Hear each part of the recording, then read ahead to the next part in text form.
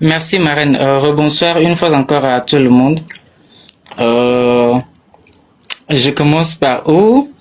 Pour la manifestation du 26, moi je suis arrivé sur les lieux un peu avant Du 7 6, heures. c'est le 6. Du 6, pardon. Du 6 juin. Donc je suis arrivé sur les lieux aux environs de 7 heures. Et mon programme, c'était de rester avec les autres à la manifestation jusqu'à 10 heures. Ensuite, j'allais quitter et partir à la prison civile de Lomé parce que j'avais des visites prévues. Et après la prison civile, j'allais voir un peu comment les mouvements sont dans la ville et tout. Et s'il y a lieu de revenir là où j'étais ou d'aller quelque part d'autre y aller. Donc, voilà un peu le programme que j'avais en sortant de chez moi. Et je suis arrivé sur les lieux aux environs de 7 heures. Nous avons commencé avec ceux qui étaient là-bas. On a commencé, euh, on a chanté l'hymne, on a crié. Et déjà, avant même qu'on arrive, le matin très tôt, ils avaient bloqué la route qui contourne Togocel en allant vers les ministères et l'Assemblée nationale. Donc cette voie avait été bloquée. Donc du coup, on est venu rester là. Quand on a commencé par crier, les policiers se sont rassemblés. Premièrement, quand ils sont arrivés, ils étaient là, mais ils ne faisaient rien. Donc du coup, nous aussi, on était là. On continuait par protester et tout. Quelques quinzaines de minutes plus tard, ils ont commencé tout d'un coup, sans rien nous dire, sans nous demander par exemple de partir ou quoi que ce soit. Ils ont commencé par lancer les gaz lacrymogènes. À ce moment, il y avait certains parmi nous. À ce moment-là, moi, je ne savais pas. Je ne savais pas qu'il y avait un parmi nous qui était en live. Donc, c'est l'image qui est sortie et les gens ont vu que j'étais à la manifestation. Donc, quand ils ont commencé par lancer les gaz, ils nous ont dispersés. Et moi, j'étais à côté et j'ai dit, il y avait un lieutenant avec les autres. Et moi, je lui ai dit qu'il n'avait en fait aucune raison de nous disperser puisqu'on était là, on ne les avait pas provoqués, il n'y avait pas de violence ni même de signe qu'il pourrait y avoir de violence et ils ne nous ont rien dit, donc il n'y a pas de raison manifeste pour qu'on commence par nous lancer des gaz lacrymogènes et nous disperser. Il s'est saisi de mon téléphone parce que je filmais, il s'est saisi de mon téléphone, il a pris mon téléphone et j'ai réclamé mon téléphone. Il m'a rendu mon téléphone. Il m'a dit qu'il va me rendre mon téléphone uniquement si je décide de quitter. Et je lui ai dit d'accord, si je prends mon téléphone, je m'en vais. Il m'a rendu mon téléphone et je ne partais pas, j'étais toujours là. Et il m'a dit que si cette fois-ci, s'il reprend mon téléphone, il va plus me le rendre. Que donc de partir. Il m'a demandé chez moi c'est vers où, je lui ai montré de ce côté et il m'a demandé de partir. Donc le côté où je l'ai montré, j'allais vers là parce que c'est de ce côté-là ils étaient, c'est de ce côté nous on était pour faire la manifestation. Mais il m'a demandé quand même de traverser et d'attendre que les gens partent avant que je retourne pour aller chez moi. Donc du coup j'ai traversé, je suis allé rejoindre les autres au niveau de la station Total. Ils ont shifté et ils sont allés de ce côté également. Ils ont encore tiré, les gens se sont dispersés. Moi, je suis resté au niveau de la station. Il y avait un petit caillou haut. Je me suis mis assis là. Quand les autres se sont dispersés, ils sont venus s'arrêter à 15 mètres devant. Ils étaient là. On a tous fait semblant comme si on savait pas qu'il y avait quelque chose. J'étais assis, ils étaient là-bas et on se regardait. Donc, je suis resté au moins 15 minutes. Et quand j'étais arrivé à la manif, premièrement, j'avais un casque de moto et un petit sac à dos que un des camarades qui était là-bas a pris pour moi. Donc, il sonnait 9 heures, il sonnait 9 heures en ce moment. Quand je me posais maintenant la question comment faire pour retrouver l'autre camarade, prendre mon petit sac, mon casque pour pouvoir exécuter mon programme de la journée, aller à la prison civile de Lomé pour mes visites. Donc j'ai appelé le camarade en question et je lui ai demandé sa position. Il m'a dit qu'il était de l'autre côté vers le service des passeports, mais qu'il ne pouvait pas revenir parce qu'il y avait beaucoup trop de policiers qui était sur la route et qui empêchait les gens d'y accéder. Donc je me suis levé, je me suis déplacé pour retourner au niveau du service des passeports pour retirer le casque et le sac. C'est quand je passais, le lieutenant qui au début avait pris mon téléphone m'a vu et m'a demandé, moi encore ici, que je lui avais dit que ma maison était de l'autre côté.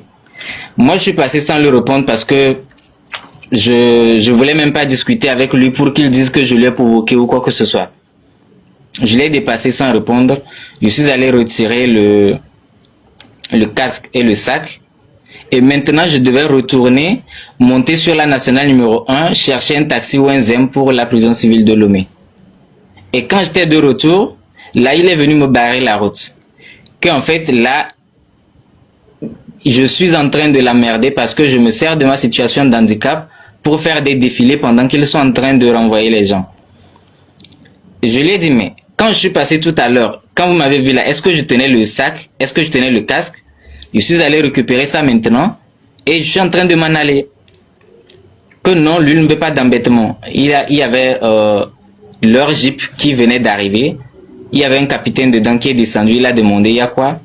Et le lieutenant dit au capitaine que c'est comme ça. J'étais parmi les manifestants. On m'a dit de partir depuis là et je fais des tours. Et le capitaine a demandé à ce qu'on m'embarque. Donc c'est à ce moment-là qu'on m'a embarqué.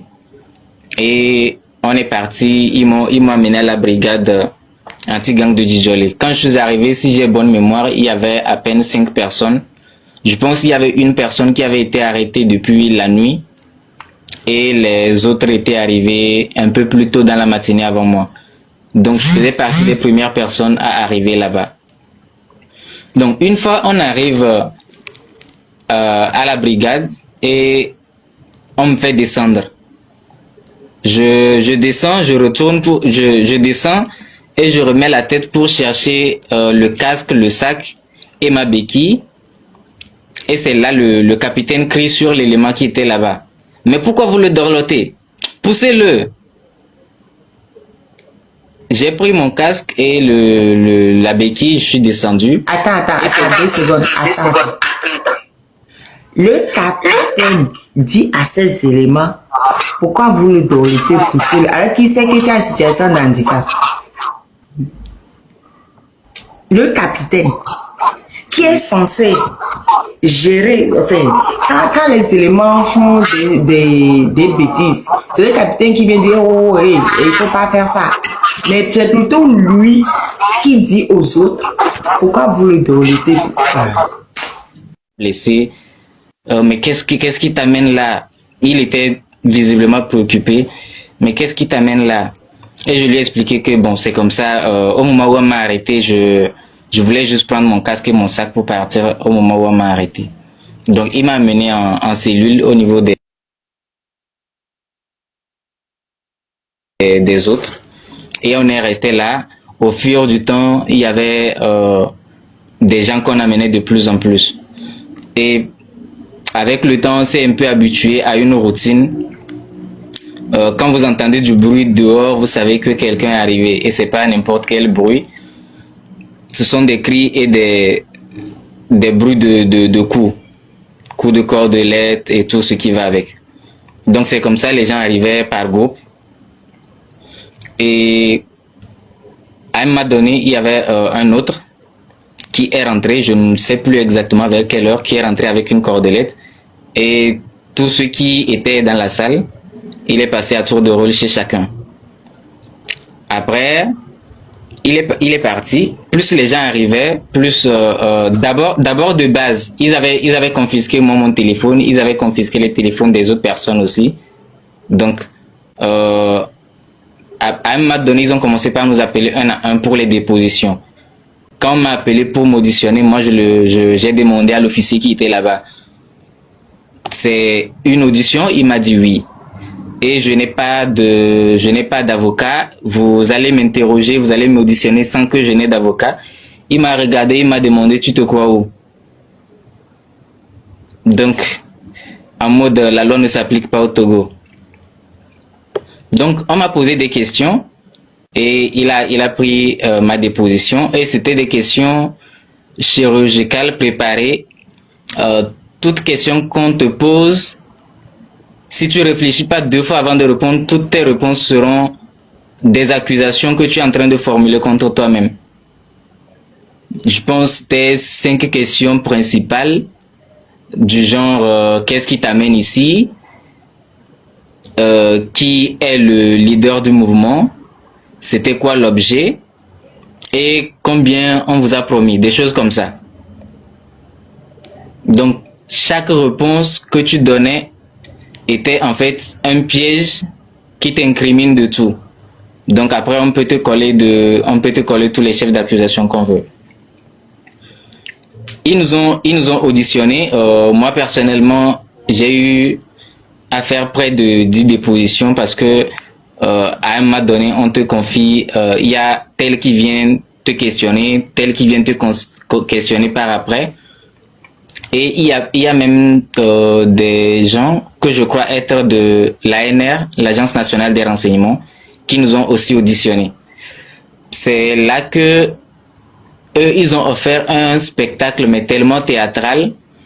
On m'a posé les questions et quand je répondais, il y a, paraît-il, je crois, un qui m'a reconnu comme étant le président de la synergie des élèves étudiants du Togo. Donc, il a viré sur le volet universitaire. Tu dis que tu es étudiant. Est-ce que tu es militant d'une association estudiantine? C'est laquelle? Et je l'ai dit, c'est la synergie. À l'université, quand vous voulez faire des manifestations, qu'est-ce que vous faites? Vous ne demandez pas d'autorisation? Je lui ai dit oui. Et en fait, il s'est basé sur ça. Il m'a posé des questions. Comment j'ai fait pour mobiliser les étudiants pour sortir? Je lui ai répondu que moi, j'avais mobilisé personne. J'étais sorti comme un citoyen, comme tout autre citoyen. Donc, je suis sorti comme ça que non. Je suis la porte-voix des étudiants. Donc, tous les étudiants qui étaient là-bas sont sortis parce que moi, je leur ai demandé de sortir. Donc, en fait, c'est moi le chef d'orchestre. Donc, ils tiennent le fauteur principal du trouble. Il m'a demandé de me lever, je me suis levé. Il m'a demandé de me mettre contre le mur quelque part là-bas. Et vous voyez comme dans les films américains, quand on arrête un meurtrier ou un terroriste, les photos qu'on lui fait prendre de profil, gauche, droite, dos, complet et tout. Donc ils ont fait tout le théâtre, ils m'ont pris presque une dizaine de photos et on m'a ramené en cellule. On m'a ramené en cellule de toute la journée. Ils ne nous ont pas autorisé à contacter personne, même pour informer qu'on était là. Et une fois la nuit tombée, même avant la tombée de la nuit, je pense la dernière fois, Amabi vous a raconté que on nous avait donné un seau. On était 35 personnes, hommes et femmes confondus. Il y avait 11 femmes et au total, on était 35 personnes. Donc, on avait tous un seau d'eau dans lequel on faisait nos besoins, hommes et femmes confondus. Le lendemain matin, je pense qu'il devait être 6h30 ou 7h. Donc, ils sont venus. Ils ont commencé par nous faire sortir par vague de 5. Ils font sortir 5 personnes. Moi, j'étais dans la toute première vague. On nous a fait sortir. On m'a posé des questions, de répéter ce que j'avais dit hier dans ma déposition. J'ai répété. Moi, j'étais sorti pour la manifestation parce que le peuple a décidé de manifester, de demander de meilleures conditions de vie. Voilà, moi je leur ai répété ça et ils m'ont montré un couloir que d'aller. J'ai suivi les autres dans le couloir et arrivé dans le couloir, on est resté là-bas. Après, ils sont arrivés et ils avaient puisé de l'eau qu'ils avaient mis dans ce qu'on peut appeler des grandes bassines déposées là. Donc c'est à ce moment qu'ils ont commencé ce qu'ils appellent le café matinal spécial de chez eux. Donc une séance de torture qui consiste à vous verser de l'eau dessus et à vous frapper avec des cordelettes. Donc ça a un nom, café matinal du matin, c'est ça? Oui. Ok, d'accord. Donc on attachait les pieds des gens, on leur frappait dans la paume des pieds et ensuite aux fesses et au dos. Moi particulièrement, ils ne m'ont pas attaché les pieds, ils ne m'ont pas frappé dans la paume des pieds. Donc c'était principalement au dos. Au moment où moi, dans le premier groupe des 5 personnes, je suis passé en dernier. Ils ont frappé les 4 autres personnes avant d'arriver sur moi. Et il y a un qui a dit que, en fait, on doit me donner un traitement spécial dû à mon rang de président. Donc, il faut me donner tous les honneurs possibles. Donc, comme moi, je suis le président, là, il faut me faire un traitement spécial. Que comme je pensais que je vais utiliser mon état d'handicap pour pouvoir les emmerder et je vais espérer avoir un traitement de faveur qu'on va me montrer que je me suis trompé et que plus jamais je ne vais répéter cette erreur. Donc, quand ils ont commencé par me frapper, à un moment donné, il disait à celui qui me frappait de s'arrêter. Il lui fait signe de s'arrêter. Il enlève son téléphone et il ouvre sa caméra et il me filme. Il demande à l'autre de me frapper. On me frappe, il me pose la question de dire que je ne vais plus jamais manifester. Et l'autre ne s'arrêtait que quand je disais ce qu'il voulait. Que de faire comme si j'étais dans un live et de dire aux autres de ne jamais sortir pour manifester. Et quand je répétais ça, il s'arrêtait de dire que une fois qu'on me libère, je vais démissionner de mon poste de président de la synergie des élèves étudiants du Togo. Et une fois que je disais ça aussi, on arrêtait de me frapper. Donc au final, je ne sais pas la vidéo, qu'est-ce qu'il en a fait. Est-ce que il a envoyé ça à quelqu'un pour rigoler ou il garde ça comme trophée pour ses souvenirs. Donc après, ils ont encore amené 5 personnes avec la même séance. Et je pense au final, on était entre 15 et 20 à être passés. Il y avait un parmi nous, les manifestants, qui en sortant le matin, en sortant la veille le matin, il avait un mégaphone. Donc ils sont allés dans notre cellule prendre le mégaphone et ramener ça. On a remis ça à notre camarade là et on lui a demandé de chanter et nous de danser. Donc c'était l'autre séance aussi. Soit il chantait bien et nous on dansait bien et tout allait bien, soit on ne le faisait pas correctement et c'était des coups. Et sur le balcon, en train de nous filmer. Ils nous ont demandé de dire qu'on va, une fois encore, ils nous ont demandé de dire qu'on ne va plus jamais sortir, on va plus jamais défier l'autorité et qu'on invitait tous les jeunes à ne pas sortir parce que c'était un mauvais exemple. Donc après cela, ils nous avaient tellement versé de l'eau dessus et comme c'était un peu tôt le matin, moi j'ai trouvé que l'eau était froide.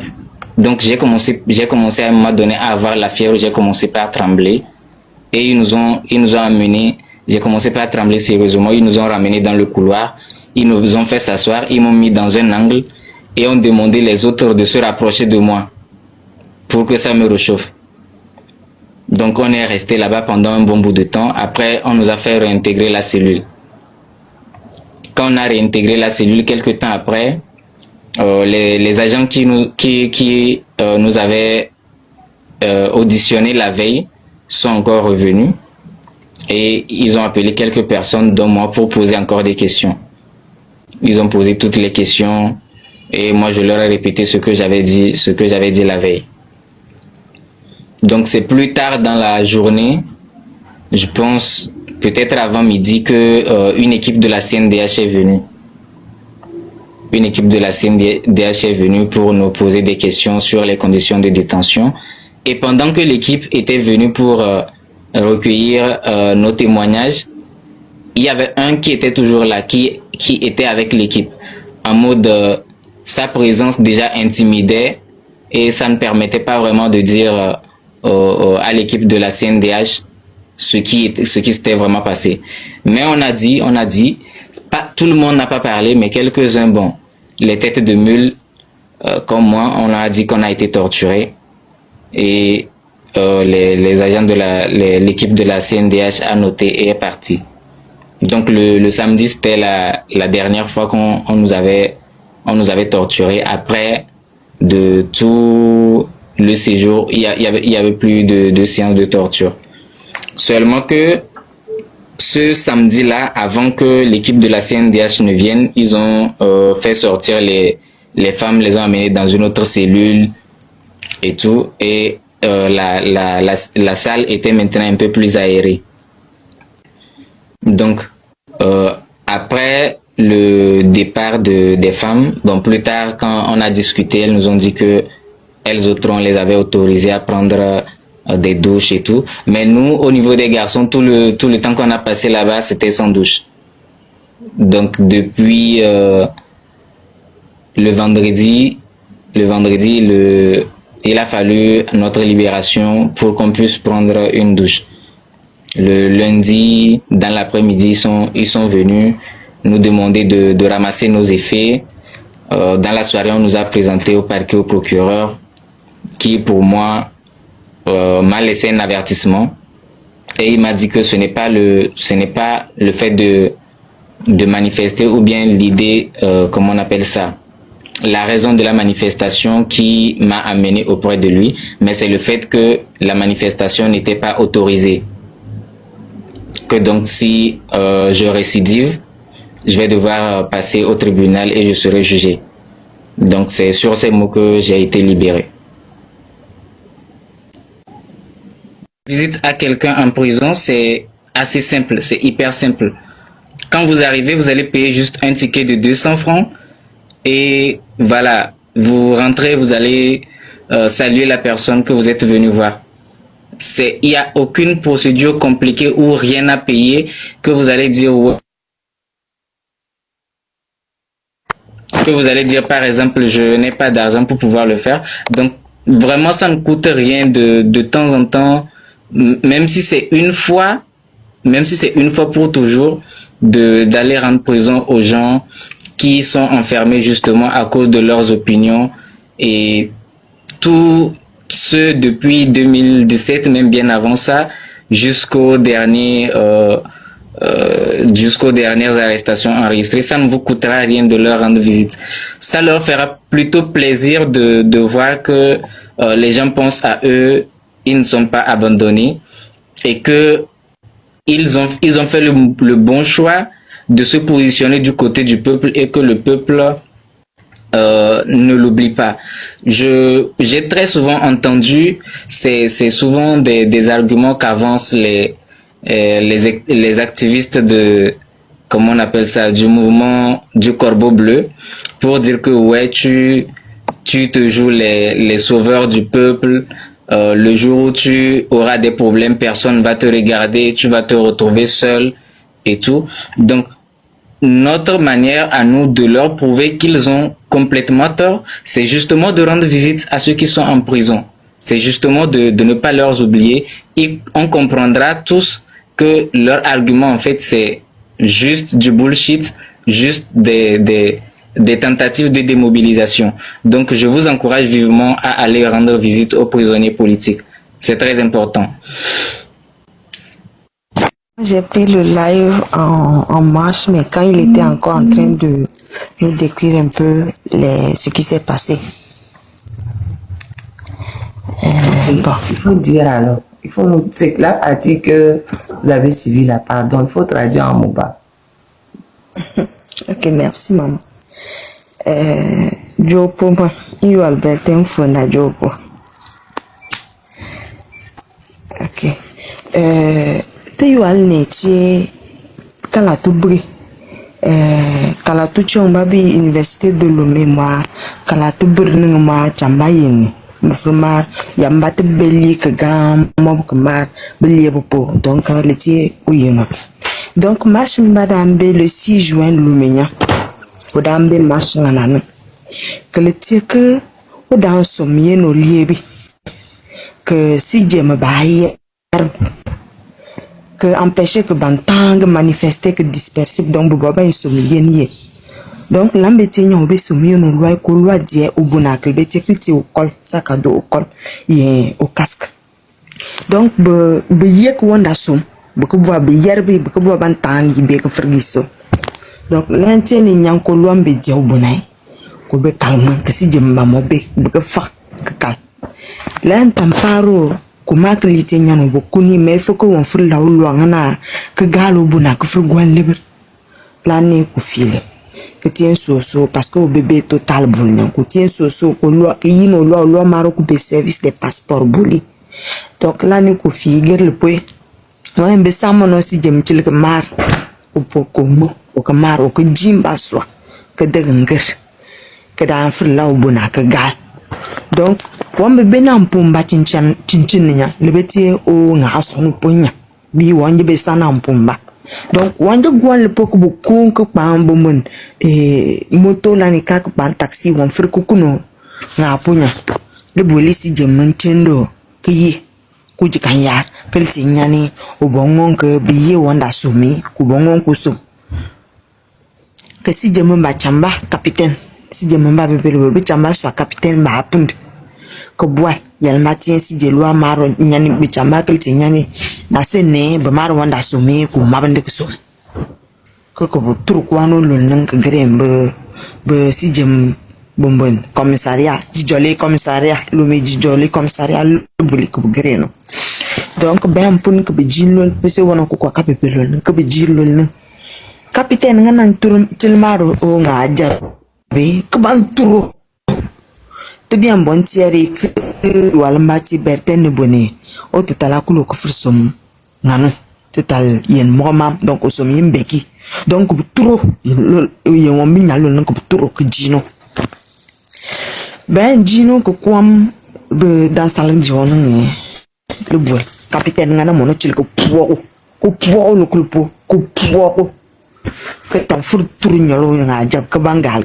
continue donc par la suite l'un continue pop betin darangal bol donc li fan tentiar que diomban bu kwamnya bam puo yinja na semim puo bam tambe dans salle jono que sembo yo boni o le bul yero lwa no ngi le ko mokati pour le ko mokati jo woni le non le dans salle jono le tantier que le pare betin nyammi ku wul nyumbu po ko yobo halam val bukul yobo chan donc bele tienti ni nyani hal le tantier monon que le tie ku jegli parce que be di ba so kan fur bala be kan fur yin so be dam monon que bam bena parce que be so be ka mar basia be le gere nyani donc la tantier ni nyani que war ko bu pop ko yoyo ku war ko que tan la ku jegli bo ngana sana pom bangana be fur bilma ko be tur nyolo couloir ciel nan kamaro le banana kan ki benu pour que walun ko wa